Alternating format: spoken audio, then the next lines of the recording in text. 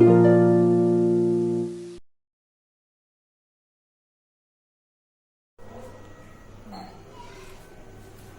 दोस्तों, जैसा कि हमने लास्ट वीडियो में देखा था, हमने उस समय बात करी थी एचसीएफ एलसीएम को लेकर। आज हम दोबारा इरेशनल नंबर पे आए हैं। जैसा कि हमने 9th क्लास में देखा था, हमने ज्यादा बात करी थी रेशनल नंबर के ऊपर। उसमें हमने क्या सीखा था कि भैया रेशनल नंबर जो है बेसिकली पी बाई क्यू की फॉर्म में जो नंबर आ जाए, जहां पर क्यू जो है वो 0 के बराबर ना हो। हमने ये सीखा था रेशनल नंबर के रिगार्डिंग।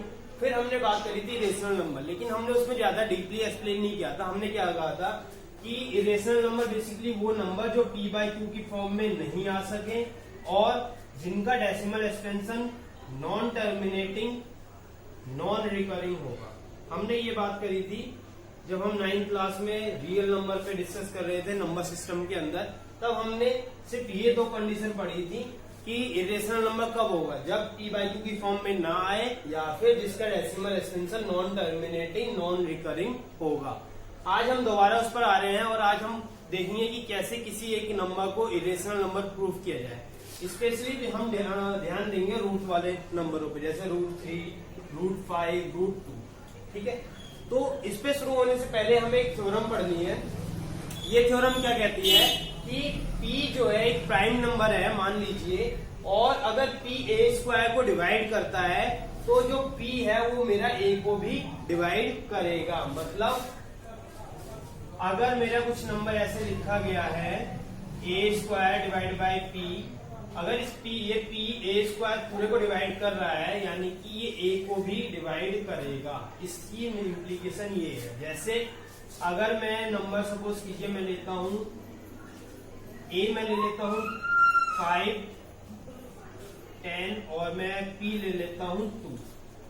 ठीक है, तो अब अगर मेरा 10 का स्क्वायर 2 से डिविजिबल है तो ये जो मेरा 10 है ये भी 2 से डिविजिबल होगा।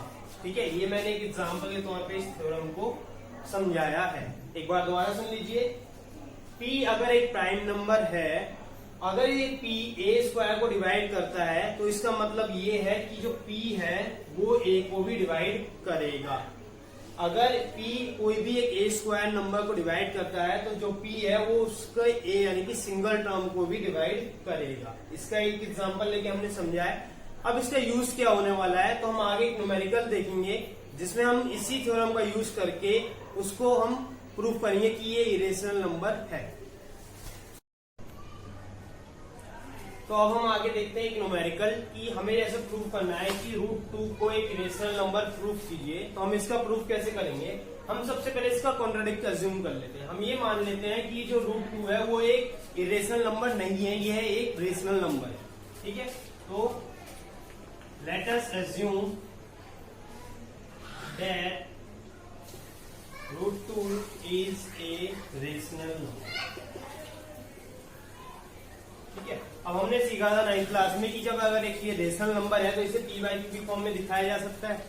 तो मैं कुछ ऐसे लिख सकता हूँ √2 को पी बाई क्यू की फॉर्म में। ठीक है, अब मैं एक और एग्जाम्पशन ले रहा हूं कि p और जो q है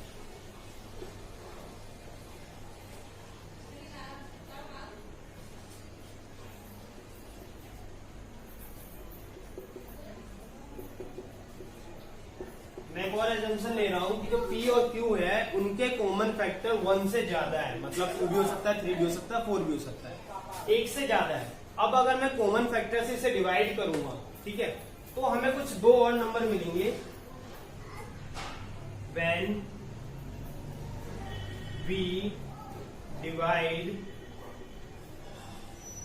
by common factor then we get a and b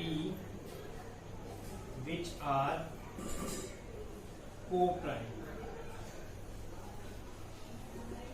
एक बार दोबारा समझ लीजिए, हमें प्रूफ करना है √2 को एक इरेशनल नंबर। हम क्या कर रहे हैं, हम एज्यूम कर रहे हैं इसमें कॉन्ट्रडिक्शन कि √2 जो है वो एक इरेशनल नंबर है। अब अगर ये रेशनल नंबर है तो इसे p/q की फॉर्म में दिखाया जा सकता है। हम एक और एज्यूमशन ले रहे हैं कि P और Q जो है उसके कॉमन फैक्टर 1 से ज्यादा है। अब हम उन्हीं कॉमन फैक्टर से इसको डिवाइड कर रहा हूँ। तो जब मैं डिवाइड करूंगा, क्योंकि ये वेरिएबल है तो मेरे को कोई और एजम्पशन मानना पड़ेगा। मैं ये कह रहा हूँ कि जब मैं इनको कॉमन फैक्टर से डिवाइड करता हूँ तो मेरे दो अलग नंबर आते हैं A और B, ठीक है, जो कि कोप्राइम है। कोप्राइम मतलब इनका कॉमन फैक्टर 1 के अलावा नहीं हो सकता। अगर 1 के अलावा होता है तो मेरा ये एजम्पशन कॉन्ट्रडिक्ट करेगा और ये एक रेशनल नंबर नहीं होगा जिसका हम इस्तेमाल करेंगे, ठीक है। तो अब दोबारा इसी पे आ जाते हैं। √2 इज इक्वल टू A/B, ठीक है, यही मतलब बनेगा A/B। अब मैं क्या कर रहा हूं, मैं इस B को इधर मल्टीप्लाई में भेज रहा हूं, तो ये कुछ ऐसा बनेगा, ठीक है। अब हम क्या कर रहे हैं, दोनों तरफ स्क्वायर कर रहे हैं।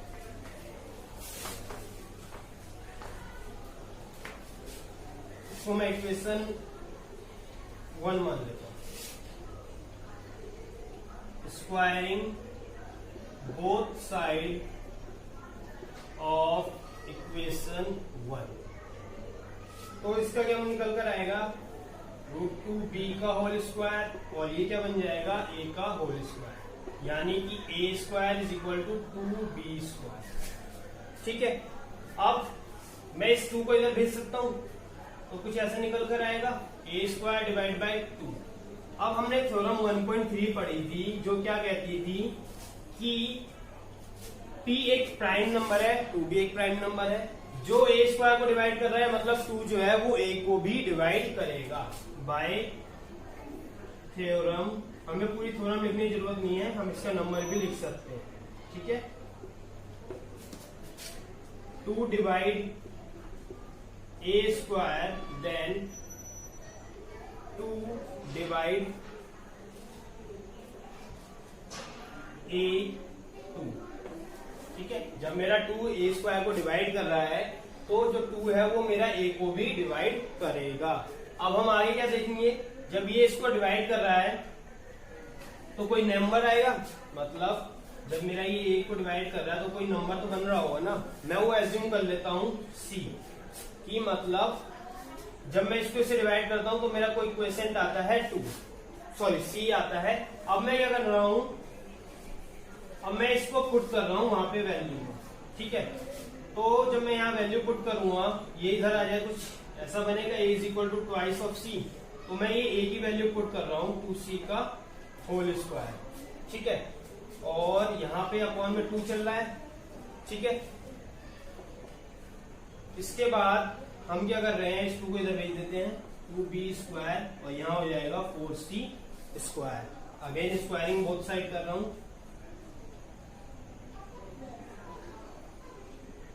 इसको यहाँ भेजा हमने 2b² 4c²। उसके बाद मैंने इस 4 को इधर डिवाइड में भेजा,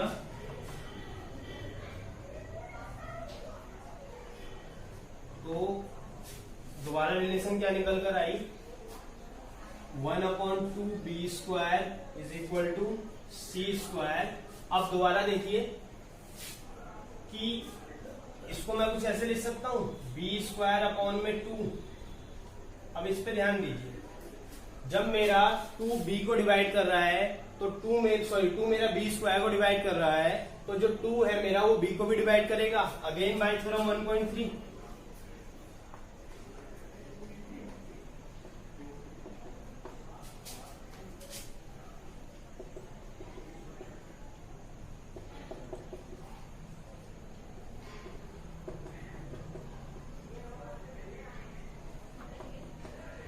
ठीक है, ये करने का हमारा मेन पर्पस क्या था कि जब मैंने यहाँ पे ये दिखा दिया कि 2 जो है वो a² को डिवाइड कर रहा है, 2 जो है a को भी डिवाइड कर रहा है, तो इसका मतलब क्या निकल कर आया यहाँ पर कि 2 is a factor of a। यहाँ पे इसकी इम्प्लीकेशन तो यही आई ना, अगर 2 मेरा a² को डिवाइड कर रहा है तो 2 जो है वो a को भी डिवाइड करेगा। इसका मतलब जाहिर सी बात क्या है कि 2 जो है वो एक फैक्टर है a का। इसी तरह जब हमने b के लिए देखा, यहाँ पर जब हमने इसको आगे फर्दर लेके गए, हमने बेसिकली क्या करा, हमने a की वैल्यू पुट कर दी यहाँ पर, ये समझने के लिए लिख लीजिए, पुटिंग वैल्यू ऑफ a, ठीक है। तो यहाँ पर 2c हो गया, अब यहाँ पे क्योंकि a का स्क्वायर था तो इसका स्क्वायर क्या 4c स्क्वायर हुआ। मैंने यहाँ का 2 इधर मल्टीप्लाई में भेज दिया और यहाँ पे 4 नीचे डिवाइड में आया, तो कुछ इक्वेशन ये बन के आई। ठीक है, अब इसकी इम्प्लीकेशन क्या निकल कर आएगी कि 2 जो है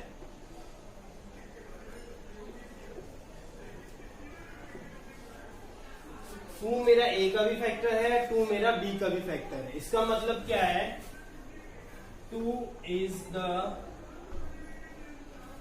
common factor of a and b। मतलब क्या है कि जो 2 है वो कॉमन फैक्टर है a और b का, जो कि हमारा एजम्पशन कॉन्ट्रडिक्ट कर रहा है। हमने क्या,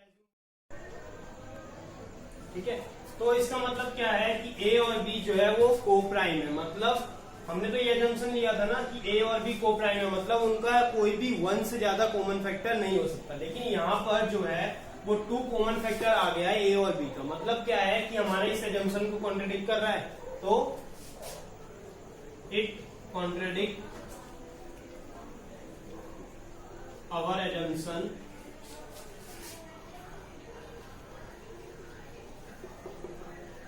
that A and B are co-prime and P upon Q are rational number। ठीक है, हमारा a और b को प्राइम नहीं है, तो ये हमारे इस एजम्पशन को कॉन्ट्रडिक्ट कर रहा है। और साथ के साथ हमारा p बाई क्यू एक रेशनल नंबर जो हमने एजम्पशन लिया था वो भी कॉन्ट्रडिक्ट कर रहा है। इसीलिए therefore √2 is a irrational number. एक बार दोबारा समझ लीजिए, जनरल सेंस में कोई भी नंबर हमें रूट में कॉन्ट्रडिक्ट प्रूफ करना है कि ये इरेशनल नंबर है, तो हम कॉन्ट्रडिक्ट एजम्पशन का इस्तेमाल करते हैं। हम उसको उल्टा एज्यूम कर लेते हैं। अगर हमसे बोला गया है कि आप ये प्रूफ कीजिए √3 एक इरेशनल नंबर है, तो हम क्या करेंगे, हम एज्यूम कर लेंगे √3 जो है वो एक इरेशनल नंबर है। हमें बोला गया √3 को इरेशनल नंबर प्रूफ कीजिए, हम इसका अपोजिट प्रूफ पर एज्यूम कर लेंगे कि √3 एक रेशनल नंबर है। ठीक है, ये हम एज्यूम करेंगे। जब हमने इसे रेशनल नंबर एज्यूम किया है तो इसको p बाई क्यू की फॉर्म में दिखाया जा सकता है, कुछ इस फॉर्म में। फिर हम एक और एजम्पशन लेंगे कि p और q के एक से ज्यादा कॉमन फैक्टर हैं, और हम उसके फिर दिखाएंगे डिवाइड करके कि जब हम इसको कॉमन फैक्टर से डिवाइड कर रहे हैं तो एक और फॉर्म आ रही है a अपॉन p, जो कि को प्राइम है। को प्राइम मतलब इनके कॉमन फैक्टर एक से ज्यादा नहीं है। उसके बाद हम थ्योरम 1.3 की इम्प्लीकेशन देखेंगे। बेसिकली स्क्वायर करने के बाद फिर हम दिखा देंगे कि इसका कॉमन फैक्टर कोई और भी, जैसे यहाँ पे कुछ ऐसा बनेगा, इसको मैं इधर लेके जाऊं √3b, मुझे स्क्वायरिंग करना है दोनों तरफ, तो यहाँ क्या बन गया, क्या आया 3/b², यहाँ पर आ गया a²। अब इस 3 को यहाँ डिवाइड में ले आइए, तो थ्योरम 1.3 की इम्प्लीकेशन निकल कर यहाँ पर आएगी। जब 3 मेरा a² को डिवाइड कर रहा है तो 3 मेरा a को भी डिवाइड करेगा। जब ये निकल कर आया तो a का इसकी बाय यूजिंग थ्योरम 1.3 हमारा क्या निकल कर आया कि 3 is the factor of a। ठीक है, अब यहाँ पर कोई भी एक वैल्यू पुट कर दीजिए, जैसे मैं a=3c ले रहा हूँ। ठीक है, यहाँ पे पुट करेंगे, इससे स्क्वायर करेंगे। उसके बाद जब हम दोबारा ले जाएंगे तो हम सारे कोएफिशिएंट को इस तरफ ले जाएंगे और हमारी इक्वेशन कुछ इस फॉर्म में दिखेगी, 3b² अपॉन में 9। फिर अगर मैं देखूं यहाँ पर तो कुछ ऐसा निकल कर आएगा, जब मैं डिवाइड करूंगा तो b² अपॉन में 3। तो सेम लॉजिक इस बार हम यहाँ अप्लाई करेंगे, और इससे क्या होगा कि 3 जो है वो b का भी कॉमन फैक्टर, b का भी फैक्टर हो जाएगा। अब 3 a का भी फैक्टर है, 3 b का भी फैक्टर है। इसका मतलब क्या है, 3 जो है कॉमन फैक्टर है a और b का, जो कि हमारा एजम्पशन कॉन्ट्रडिक्ट कर रहा है, क्योंकि हमने एज्यूम क्या लिया था, a और b जो है वो को प्राइम है, मतलब कोई भी और फैक्टर नहीं हो सकता। इसी तरह सभी न्यूमेरिकल्स यानी कि इस फॉर्म में जो भी आएंगे वो हो सकते हैं। अब हम आगे देखते हैं, जब हमें 2 टर्म प्लस माइनस में दे रखी हो तो उसे हम कैसे सॉल्व करेंगे।